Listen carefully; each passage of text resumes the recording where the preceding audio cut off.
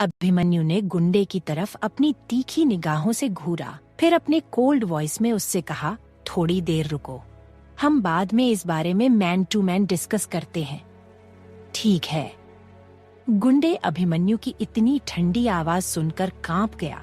उसने अभिमन्यु की आवाज में रिक्वेस्ट नहीं वार्निंग सुनी थी, जिससे गुंडा इतना डर गया कि वह एक ओबीडियंट बच्चे की तरह साइड में खड़ा हो गया। उसने अभिमन्यु के वार्निंग को अनदेखा करने की बिल्कुल भी हिम्मत नहीं की। अभिमन्यु की हरकतों से साफ पता चल रहा था कि वो गुंडों के इस ग्रुप को सीरियसली नहीं ले रहा था।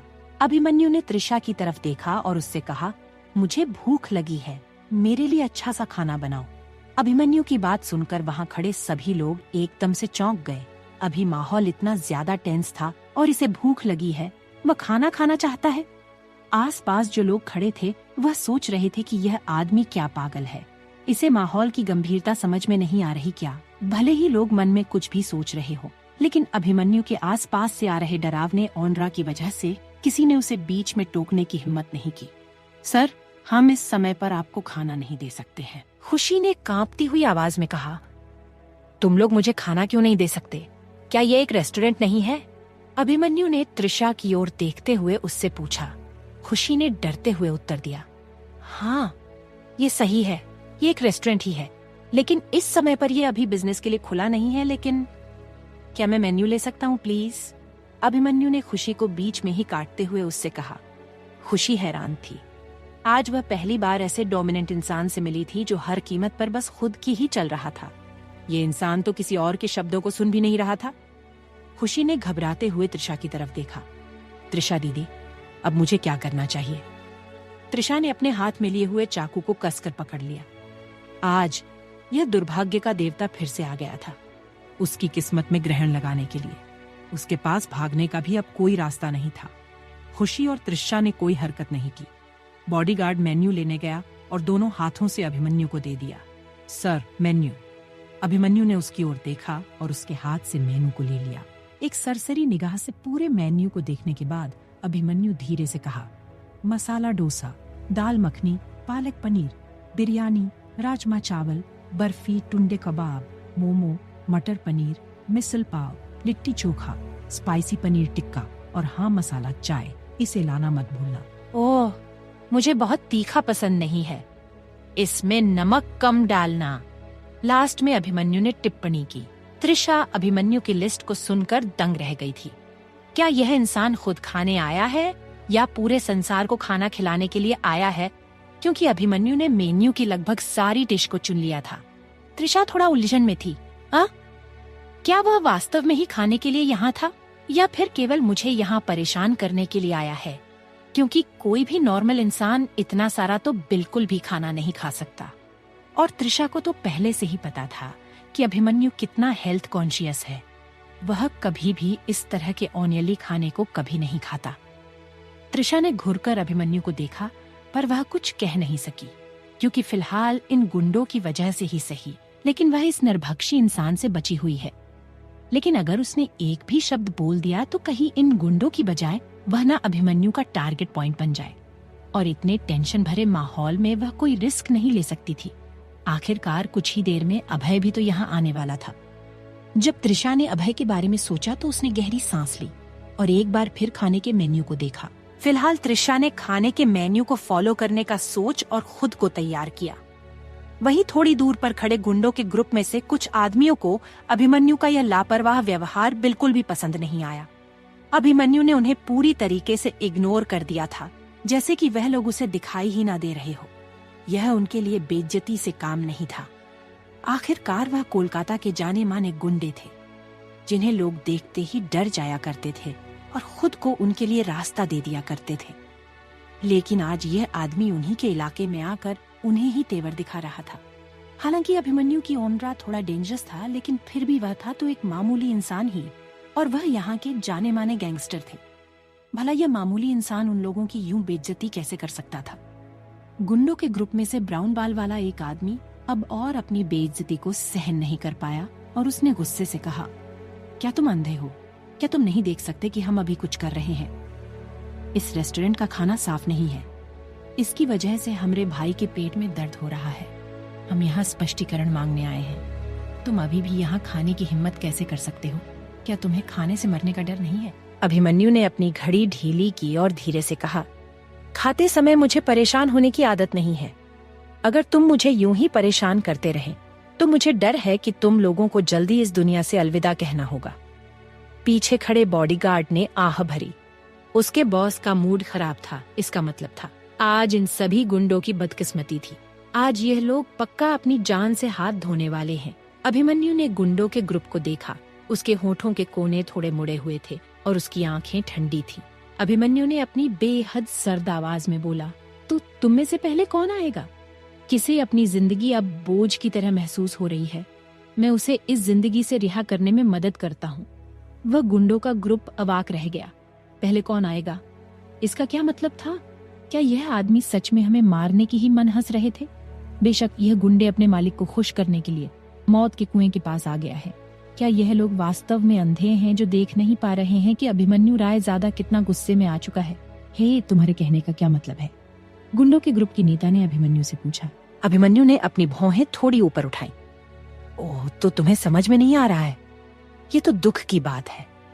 पर कोई बात नहीं, मैं तुम्हें अब बताकर नहीं बल्कि इसका प्रैक्टिकल करके समझाता हूँ। अभिमन्यु बिना किसी हमले के ठंडी हवा के झोंके की तरह मुस्कुराया। उसकी मुस्कान भी सर्द हवा की तरह ही कोल्ड थी। ठीक है, तुम लोग जल्द ही समझ जाओगे। अभिमन्यु ने त्रिशा को देखा। क्या तुम खाना नहीं बनाने जा रही हो? मुझे कुछ ज्यादा ही तेज भूख लगी है। क्या तुम थोड़ा जल्दी कर सकती हो? त्रिशा से बात करते वक्त अभिमन्यु की आवाज कोमल थी। सनग्लासेस के पीछे उसकी काली गहरी आंखें हजारों रोशनी से जगमगा रही थीं। उन नॉर्मल चेयर्स पर में बैठे हुए वह अभी भी महान दिख रहा था, जैसे कि वह अपने सिंहासन पर बैठा हो। त्रिशा ने कंफ्यूजन से अभिमन्यु को देखा। अरे, क्या वह वास्तव में यहाँ खाने के लिए आया था? अभिमन्यु ने अपनी नजरों को चारों तरफ घुमाते हुए त्रिशा से बोला, क्या तुम्हें मेरी बात सुनाई नहीं दी या फिर अंदर जाने में तुम मेरी मदद चाहती हो?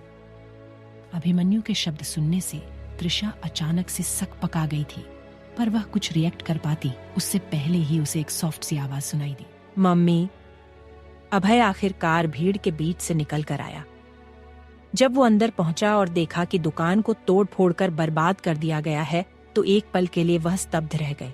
अचानक से ही उनके चेहरों पर कठोरता की झलक दिखाई देने लगी थी।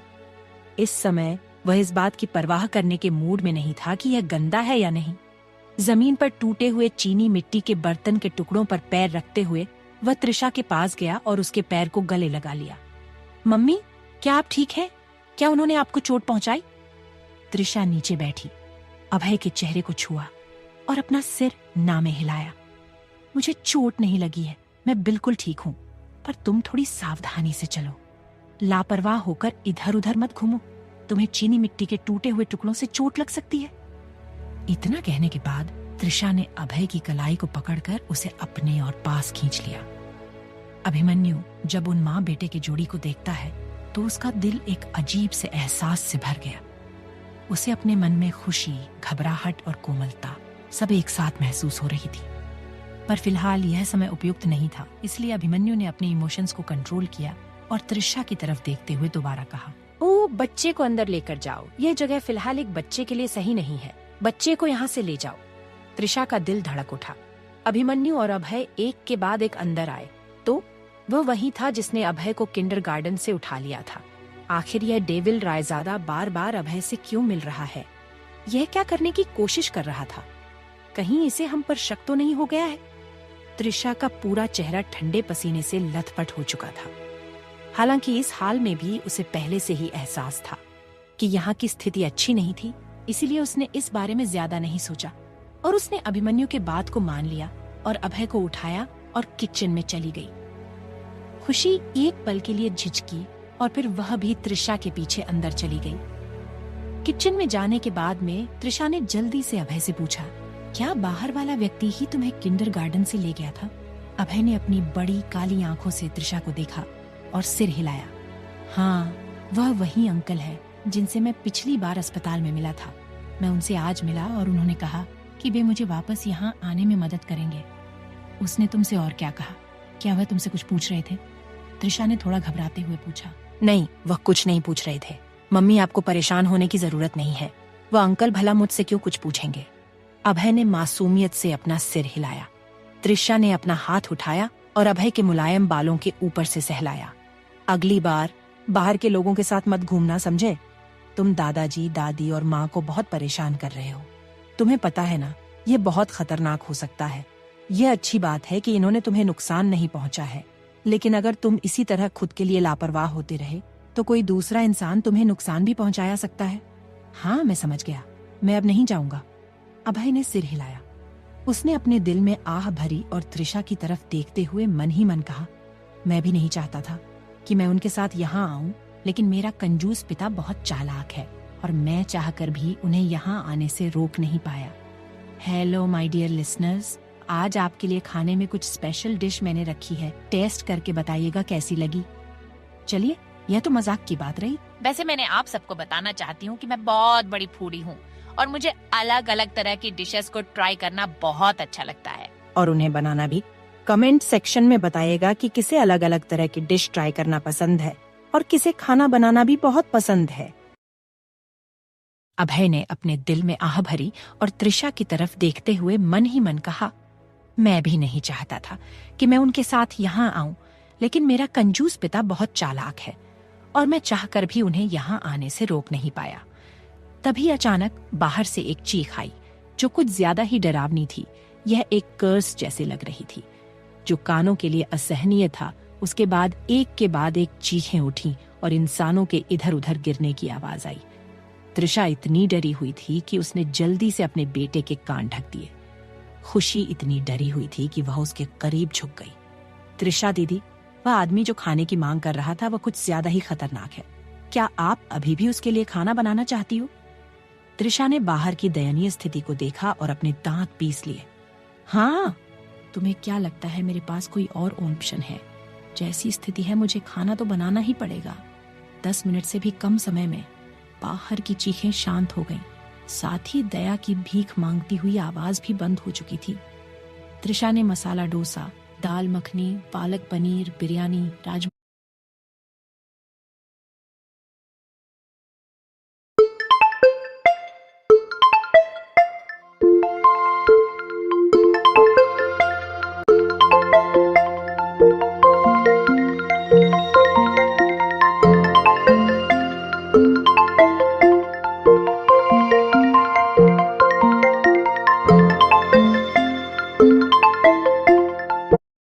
चावल, स्पाइसी पनीर टिक्का को कम समय में ही तैयार कर दिया था, क्योंकि उसके पास पहले से ही सारे इंग्रेडिएंट तैयार थे। बस उसे पकाना बाकी था। इसके बाद उसने लास्ट में मसाला चाय को चढ़ाए और खाने की ट्रे को खुशी की ओर बढ़ते हुए त्रिशा ने उससे ट्रे को बाहर ले जाने के लिए कहा। लेकिन बाहर की आवाजों को सुनकर खुशी इतना डर गई थी कि उसने हिम्मत ही नहीं कि बाहर जाने की। उसने बार बार अपना सिर हिलाया और बाहर जाने से साफ इनकार कर दिया। त्रिशा के पास अब अकेले बाहर जाने के अलावा कोई विकल्प नहीं था। एक गहरी सांस लेते हुए त्रिशा किचन से बाहर निकली और देखा कि बाहर गुंडों के ग्रुप के सभी मेंबर अपने सिर को गले लगाए हुए थे और कोने में कांप रहे थे। उसने नीचे देखा, वे सभी गुंडे नंगे पैर खड़े थे। टूटे हुए चीनी मिट्टी के टुकड़ों उनके पैरों में धंस चुके थे, जिससे जमीन पर खून बह रहा था। त्रिशा को अपनी रीढ़ की हड्डी में ठंडक महसूस हुई। वे लोग अब उतने घमंडी नहीं थे जितने त्रिशा के सामने थे, बल्कि वह अब तो दया के पात्र दिखाई दे रहे थे। वह सभी लोग डरे सहमे से एक कोने में सिमट गए और दर्द से कराह उठे, लेकिन किसी ने भी आवाज निकालने की हिम्मत नहीं की। कुछ टूटे हुए चीनी मिट्टी के टुकड़े उनके शरीर में चुभ गए। त्रिशा ने जब इसे देखा तो उसे खुद भी दर्द हुआ। यह वास्तव में अभिमन्यु एक बेहद निर्दय इंसान है। प्लेट पकड़े हुए त्रिशा के हाथ कांप रहे थे। हालांकि इससे भी मजेदार बात यह थी कि जब उन गुंडों के ग्रुप ने त्रिशा को बाहर आते देखा तो वे सभी मदद के लिए उसकी ओर देखने लगे। त्रिशा ने उन्हें ठंडे अंदाज में देखा और अपना सिर नीचे कर लिया। इन सभी का ऐसा ही हाल होना चाहिए था, चाहे भले यह सब अब घुटने टेके हुए बेहद दयनीय लग रहे थे। लेकिन अगर अभिमन्यु समय पर नहीं आता तो शायद वह लोग अब तक उसके इस रेस्टोरेंट को पूरी तरीके से तबाह कर चुके होते और उसे भी नुकसान पहुंचा चुके होते। वह कोई संत नहीं थी तो वह उन्हें क्यों बचाए? इसके अलावा वह अभिमन्यु के सामने बोलने की हिम्मत भी नहीं कर सकती थी। त्रिशा ने अपने दांत पीस लिए और अपना सिर नीचे करके चली गई। उसने अभिमन्यु के सामने 2 बाउल रख दिए। अभिमन्यु जब त्रिशा को देखता है तो वह थोड़ा हैरान हुआ उसे लगा नहीं था कि त्रिशा उसे देखने के बाद भी बाहर आएगी। अभिमन्यु के चेहरे पर अचानक एक छोटी रहस्यमयी मुस्कान आ गई। अभिमन्यु ने सामने रखे स्वादिष्ट खाने को देखा और फिर त्रिशा को देखकर धीरे से कहा, थैंक यू। त्रिशा ने अपना सिर उठाकर अभिमन्यु को देखा, जिसके चेहरे पर एक छोटी सी मुस्कान थी। इस इंसान ने अभी थोड़ी देर पहले ही इन गुंडों को इतनी बुरी तरीके से मारा था, लेकिन अब उसके चेहरे पर पछतावे के कोई भाव नहीं थे, बल्कि उसे तो उसके चेहरे पर गर्व के भाव दिखाई दे रहे थे। त्रिशा ने सिर हिलाया और बिना कुछ कहे जाने के लिए मुड़ गई। मुझे थोड़ी प्यास लगी है, क्या मुझे पानी मिलेगा? अभिमन्यु ने अचानक पूछा। त्रिशा ने अपनी मुट्ठियां भींच ली और अभिमन्यु के लिए पानी डालने के लिए मुड़ी। वैसे तुम बोल क्यों नहीं रही हो? क्या तुम्हें मुझसे कोई प्रॉब्लम है या फिर तुम मुझसे बात करना नहीं चाहती हो? अभिमन्यु ने त्रिशा की ओर देखते हुए अपने गंभीर लहजे में बोला। त्रिशा का शरीर एकदम से अकड़ गई। वह अभिमन्यु के मुंह पर बोलना चाहती थी कि हाँ, तुम जैसे पागल इंसान से भला कौन ही बात करना चाहेगा। मैं तो तुमसे बात क्या तुम्हें देखना भी नहीं चाहती। पर अफसोस त्रिशा कुछ कह नहीं सकती थी। वह बस वहां से भागने की योजना बना सकती थी। अभिमन्यु बहुत ही गौर से त्रिशा के चेहरे के बनते बिगड़ते एक्सप्रेशन को देख रहा था। वास्तव में अभय की काली गहरी आंखें त्रिशा की आंखों से बहुत मिलती जुलती थीं। त्रिशा की काली और सफेद आंखें बिल्कुल किसी नवजात शिशु की आंखों की तरह नादान और मासूम थीं। वे बारिश के बाद खुले आसमान की तरह साफ थीं, बिना किसी अशुद्धता के। ये वही आंखें थीं जिन्हें अभिमन्यु ने 15 साल पहले देखने के बाद कभी नहीं भूल पाया था। त्रिशा ने अपना सिर नीचे किया और उसका दिल तेजी से धड़क रहा था। त्रिशा अब और ज्यादा देर यहाँ रुकने की हिम्मत नहीं कर पा रही थी। उसने अभिमन्यु के सवाल का कोई जवाब नहीं दिया। वह मुड़ी और जाने को तैयार थी कि एक बार फिर उसे अभिमन्यु की आवाज सुनाई दी। ये भागने की आदत तुमने अभी तक नहीं छोड़ी। एक बार फिर तुम मुझे बिना जवाब दिए भागना चाहती हो। अभय रसोई से बाहर आया और जब उसने यह दृश्य देखा तो उसका पूरा चेहरा गुस्से से भर गया। यह कंजूस पिता स्पष्ट रूप से सब कुछ जानता था, लेकिन फिर भी उसने उसकी माँ के सामने कुछ भी जाहिर नहीं कर रहा है।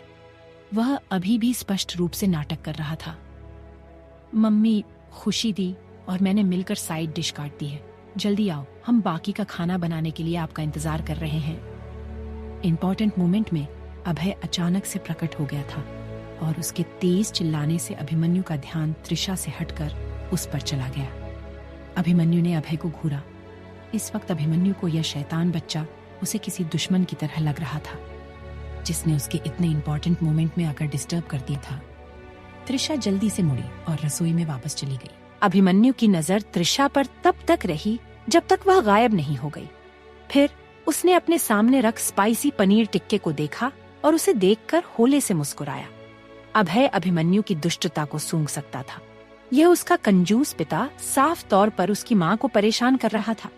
अभिमन्यु ने अपने चम्मच को उठाया और धीरे से कहा, यह सब कुछ बहुत ज्यादा गंदा है। मुझे यहाँ बहुत असहज महसूस हो रहा है।